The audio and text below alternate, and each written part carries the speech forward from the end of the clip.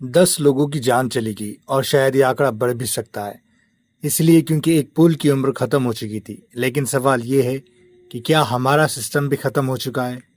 गुजरात के वडोदरा में एक पुल टूट गया और कई गाड़ियां नीचे नदी में गिर गई।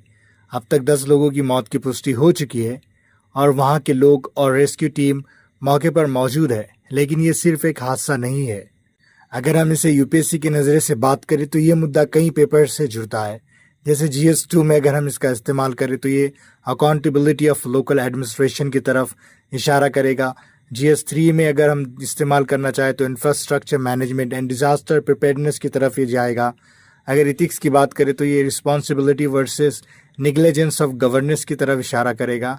और ऐसे की बात करें तो India at 100 will our bridges stand the test of time.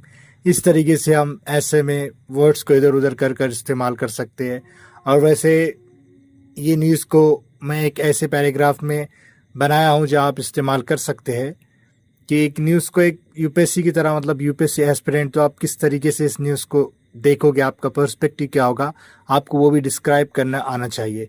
So a recent incident in Vadodara where a bridge collapse leading to 10 deaths shows how infrastructure negligence is not just a technical failure but a moral one।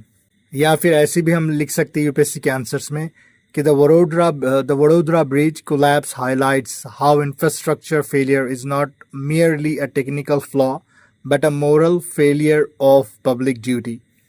सो जब तक system जवाबदेह नहीं होगा, सड़कें और पुल मौत का रास्ता बने रहेंगे। पर क्या सिर्फ सिस्टम जिम्मेदार है? क्या हमारा सोचना, हमारा जवाब मांगना उतना ही ज़रूरी नहीं है? इस खबर को सिर्फ एक हादसा मत समझिए, इसे याद रखिए अपने इथिक्स, ऐसे और ज़मीर के लिखने के लिए।